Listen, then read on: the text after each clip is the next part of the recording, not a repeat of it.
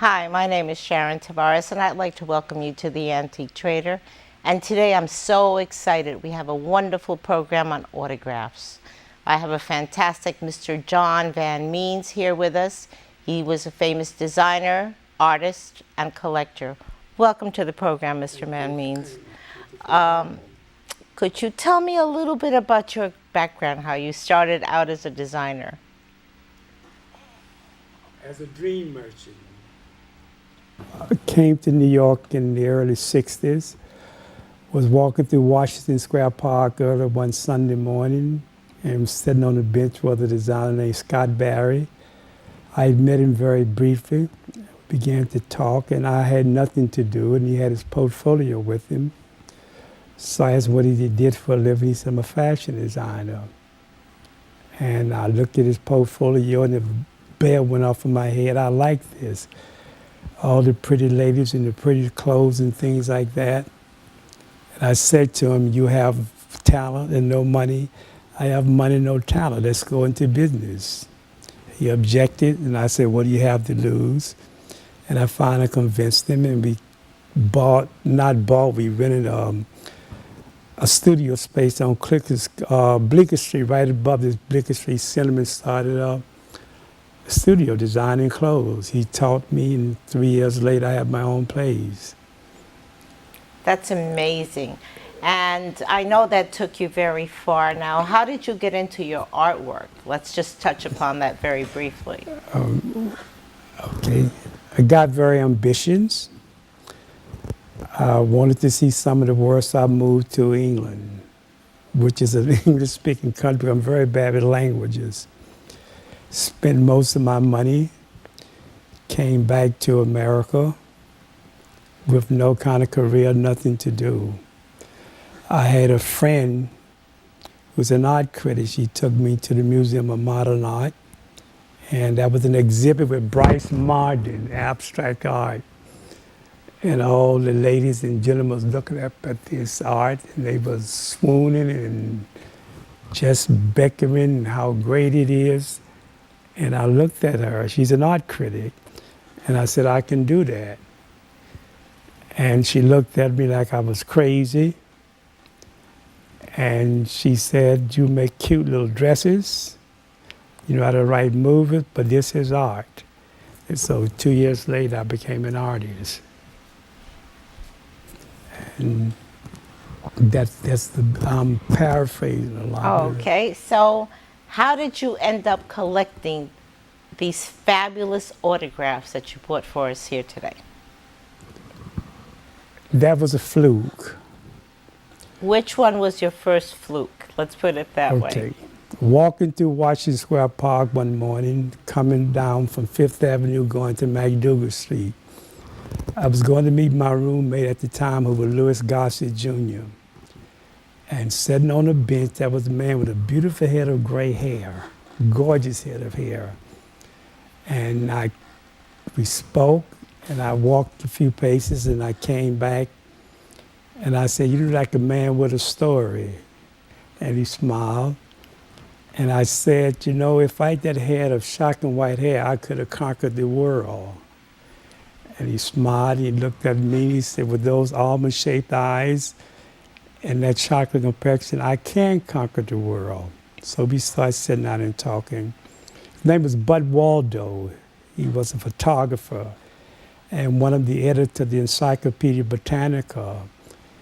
And we talked for about half an hour, and I said, what do you do for a living now? He said, I spend my time assembling and cataloging my autographs and historical documents. I said, small pieces of paper, you wasting your time? He said, my small piece of paper worth a fortune. I said, how? And he told me a story that a friend of his, who was a friend of Moss Hart, the writer, in the 1920s when people were jumping out of windows committing suicide because they lost their money in the market. He went out to see a friend of his in the garment center. And the guy had a big smile on his face. And he said, "Why are you smiling? You know, you was very heavy into the market." And he said to him, 2 years prior to that time, he had taken all of his money out of the market and bought documents and autographs. And we talked a little more, and I went on my journey. And just happened to go towards A Street and Bleecker, and Bob Dylan was there, getting out of his little old Mustang. And we knew each other because he was still twanging that guitar in the cafes. And I said, "Can I have an autograph?" And he said, "For what?" Come, Bobby, come on. For what? He gave me the autograph. I had no paper. He had no paper in his Mustang, but I had a dollar bill. And I gave him the dollar bill. Oh, no, it was a $20 bill. Excuse me, it was a $20 bill. All the money that I had was a $20 bill. And he autographed your He autographed $20 it, bill? and he said to me, "Now it's worth nothing." And that was the beginning.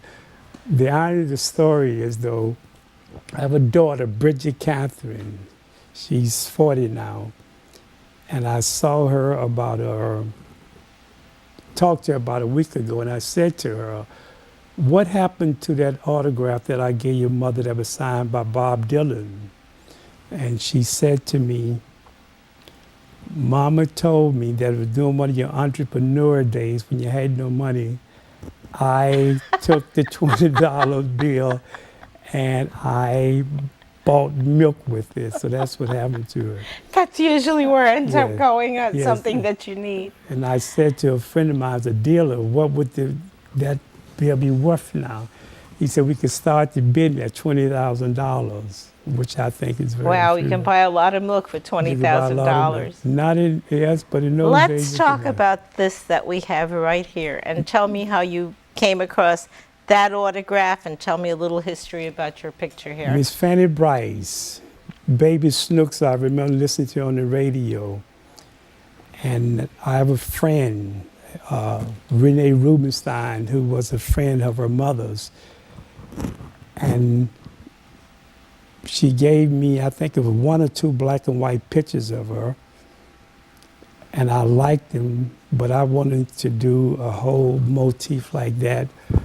So I bought all black and white pictures, and I went to a photographer and asked him how I could turn those into sepia tone. They And I are did. lovely. And the autograph come from a very good friend of mine, a dealer named Roy Cohen. Not the Roy Cohen of Richard Nixon day, but this is another lawyer, Roy Cohen, and he gave it to me, that particular one. Is that her original autograph? That's her original autograph.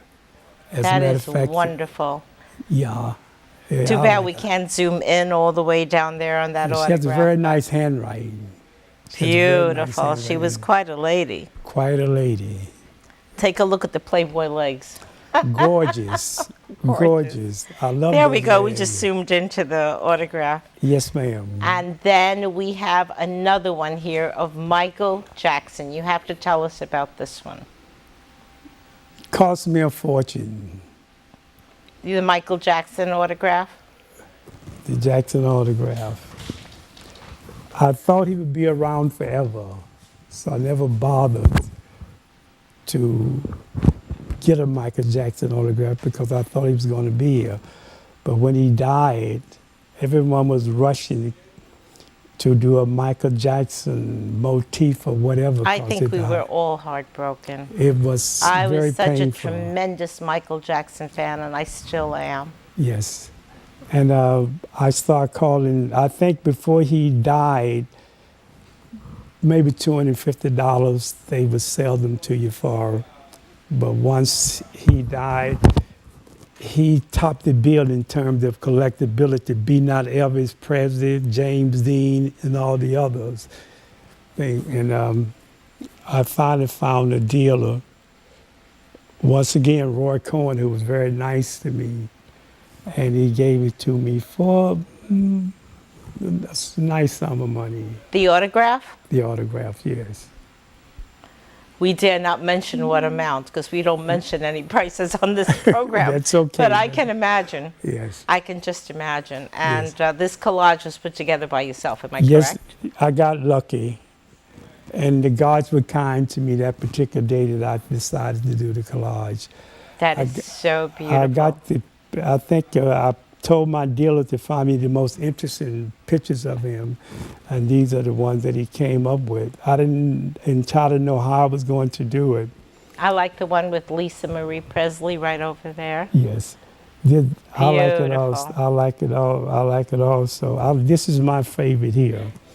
But when my friends saw love it. when they saw the collage, they said, you got them going in all different directions. And I said, I don't want a lot of people smiling out. He was a very dimensional person, exactly. Yes. and that expresses Yeah, I his hope so. dimensions, We which could- is wonderful. I think it's a wonderful memorabilia for him. And We've had some very good offers on it also. But have you had it on exhibit? once, and I took it off because Miss Baker, who does historical research for me, fell in love with it. And she said she could work better with Micah looking at her. And I don't argue with women. I don't debate with women, and I don't argue with them. Well, we're going to take a short break here. Yes. And when we come back, we're going to look at more of your autographs. Okay. Okay? Yes, ma'am. We'll be right back. Okay.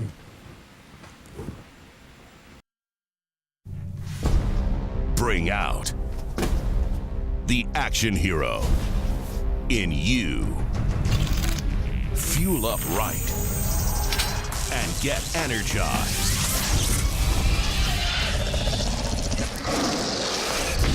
Be part of the greatest action movie ever. The first movie that puts you in the action. Show us how you train and eat like an action hero. Join in at actionheroalliance.com. Welcome back, and it gets better. Okay, tell us about this one right here. You want me to start bragging? Yes, yes. Miss Eleanor Roosevelt, voted one of the 10 most popular women that ever walked the planet. That's my lady also. This is a letter when she was with the United Nations. And she writing to Robert Oppenheimer's wife, of the Oppenheimer of the hydrogen bomb, asking her to be on a committee. And the pictures are from the Eleanor Roosevelt story. Now, what makes this more interesting, the letter that she wrote to Mrs. Oppenheimer is a free Frank, and it's Anna Eleanor Roosevelt. Very seldom she uses that name, Anna Eleanor Roosevelt. This is the first day cover of Marian Anderson, who was Mrs. Roosevelt's friend. As a matter of fact, the reason why I put it there, I thought for Mrs. Roosevelt is floating in the cosmos, she might need an old friend. And her and Eleanor Roosevelt was a very good friend. She, as you know, Eleanor Roosevelt was very popular among African Americans. We all love her. But this first day cover is a first day cover of Marian Anderson, the first African American woman to sing in the Metropolitan Opera. And what is interesting about it, it is signed by another opera singer named Matilda Dobbs, who was the first African American woman to get a long-term contract with the Metropolitan Opera. It was also the first African American woman to perform at the Scala Opera House in Milan. That's the association between them. Now with this one here, this gives me bragging rights. Okay, before we continue on Go that, ahead. how did you end up with the autograph? Okay. There is a dealer that I have in Forest Hill. He knew that I loved Mrs. Roosevelt. And he called and he told me that he had something that was very interesting. I said, I don't want to be bothered. It was during one of my down periods. It was during one of my down periods. And when he began to tell me about the Free Frank envelope and Anna Eleanor Roosevelt, which a whole lot of people doesn't know that's a full name, and United Nations stationery, all the bells and whistles went off in my head. And I had to make it in 3 payments. But he was very kind to me. So how did you obtain the photographs and I have everything? a dealer. Was it you had a dealer I have also? a dealer. Any photographs that I need, I just get on the phone and I call my dealer. Was I didn't think I'd beautifully get done. that look. I just wanted some Eleanor Roosevelt photographs. And he said, I got something even better for you from the Eleanor Roosevelt story. So that's how that came about. And this is your composition. Yes, everything, I allowed no one to do anything for me. They can frame, but nothing else they can do. I have to do it all myself. Okay, now let's go on to this other one. So now people going to think I'm bragging. No, no, no, no, no. Go right ahead. Brag all you want. I love it. Eleanor Roosevelt, forgive me, Marian Anderson, the first African-American woman to sing in the Metropolitan Opera, a walking encyclopedia of opera. It was a black and white photograph, but I wanted to do something different, so I colorized the blue, and I got lucky. At the bottom here, this is a signed photograph with Eleanor Roosevelt, and it's signed in white ink. The only one she ever signed in white ink. Again, when my dealer called me, I started jumping up and down. But when I heard the price, I didn't jump up down so much. Oh, so that's where they tie in. That's where they tie in. And all what 3 made of them, you create the blue. not the blue, but the 9 shots of her that are so perfect? I love Because- the combination of the 9 photographs. Thank you. I knew that I was going to make between 9 and 12 because I did one of Katharine Hepburn. Thanks to Ms. Baker, I no longer have. She now owns it. She now owns. She hijacked it. Oh, I have to have a talk with her because I like Katharine Hepburn also. Not as much as Ms. Baker does. I wanted to brag it. She said no. Forgive me. It is the only one that she ever signed in white ink.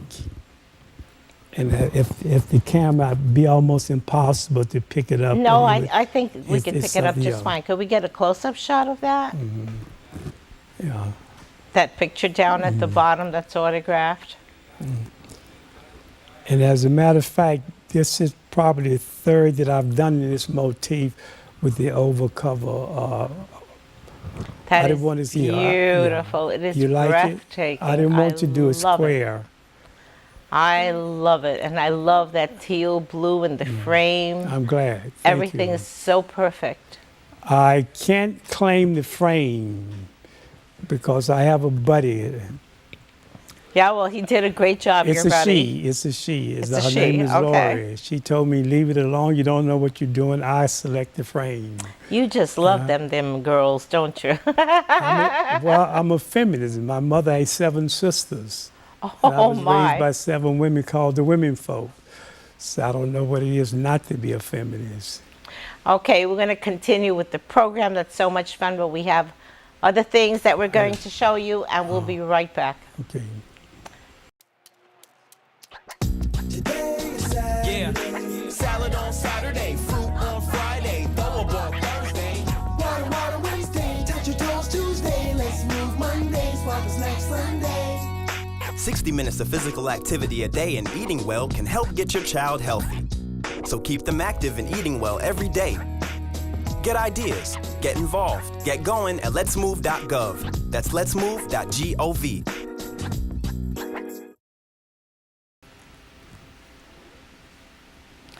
Now, take a look at this. This is the type of artwork that Mr. Van Means does. John, tell us about how you put this together. Rip What kind of off Andy Warhol. went to Leo Castella's gallery when it opened, and I saw those colorized pictures, and my heart almost went into a cardiac arrest. I went a second time. I said, my God, he's done it. I went the third time, and I said I can do the same thing and knock him out of the ballpark, because he just painted his subject matter. And I said I can make the whole person into an abstract piece of art. And that's how this technique of colorization started. Isn't it beautiful how Yeah, you but could my friend almost... told me I was crazy, though. They reminded me that Andy Warhol was a world-famous artist and went to university, and I was self-taught and I couldn't do it. I'm a believer that art cannot be taught. It could be developed. I agree with you. No one can teach Because your I imagination. never went to art school. No one can teach your imagination. My teachers would just let me go at it to whatever came out, and it Yes. always worked out to an A+. But this is amazing. I just love it. Yeah. Well, it's yours now. So Oh, God. you're out of my life, Marlon. I need my own museum. I think that's what I need. Okay, well, we got to thank you for that one. But anyway, let's go on to this one. Sidney Poitier. My love. Oh, he is a darling. I have a kind of like a person interested in, because at the time Louis Gossett was the roommate. Signed playbill, Raisin in the Sun, a first major African American play to be on Broadway. African American director, Lord Richards, and Lord Hansberry, who wrote the play, and the first two black men to be nominated and win the Academy Award. That is how that came about. I liked it very much. It was a historical time for theater, and especially for peoples of a darker hue. And you have the autograph down there. That is the autograph of Louis Gossett. It's inside the book. It's inside the playbill. Okay. So that's the copy. And that is Lou. We were roommates at the time.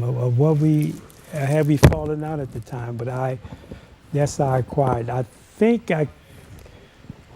in my head, I was there that night, but I remember now that a lady friend I was with, because I think that Lou and I had an argument over something, what he was going to wear. And I sent her in the back to get her to get it signed. But in my head, I always thought that I was the one, but I was there. And it's interesting. I like it very much. I know you've met a lot of famous people in your lifetime. How did the manuscript that you wrote get into James Brown's hands?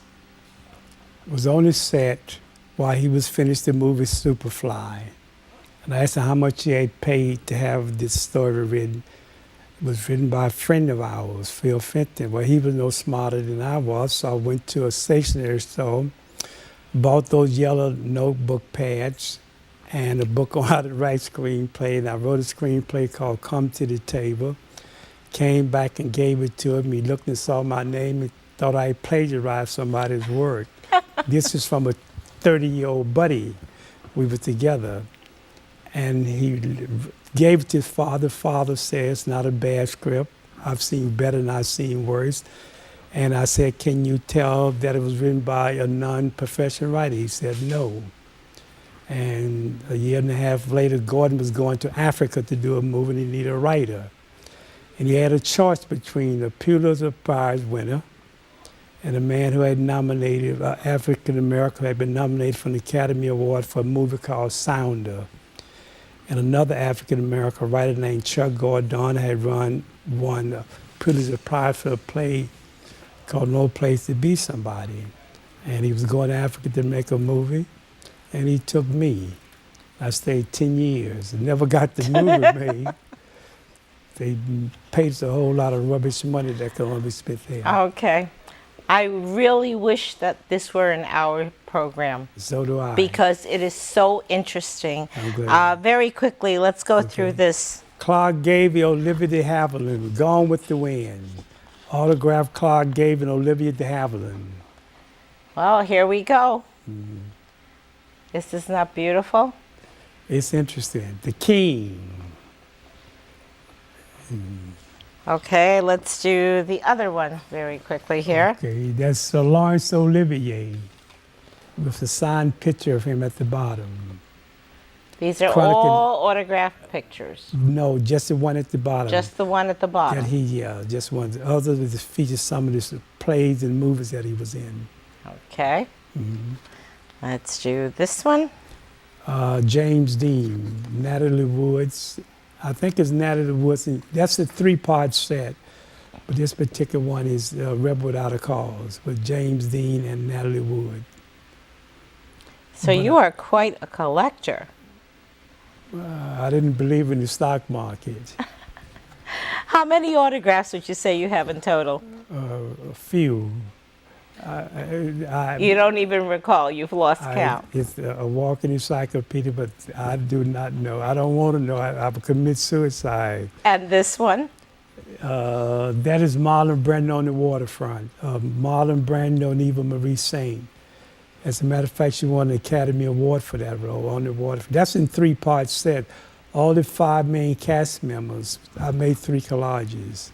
Okay. That's my lady, Marie Callas, which she made her debut at La Scala. And the dress that she's wearing was done by Firenze of Rome, but it's a signed picture. Beautiful. She's very collectible. Beautiful. Yes. Okay. I'm doing these very quickly because I don't want to. That's Herbert Hoover, President of the United States, and there's a train schedule ticket that he signed for train schedule. His signature's on that one. I love the way you pair them in 9s and 12s. I'm showing off. I love it. Okay, and here we go. Okay, there's my baby. Victor Emmanuel, the last king of Italy, a friend of Mussolini's. And that has Wow. a picture at the bottom, autograph also. And that's the autograph down at the bottom. I wanged that from Roy Cohn. I twisted his arm. I wanted a king. Okay, and I think we have 2 more, and that'll be it. Okay.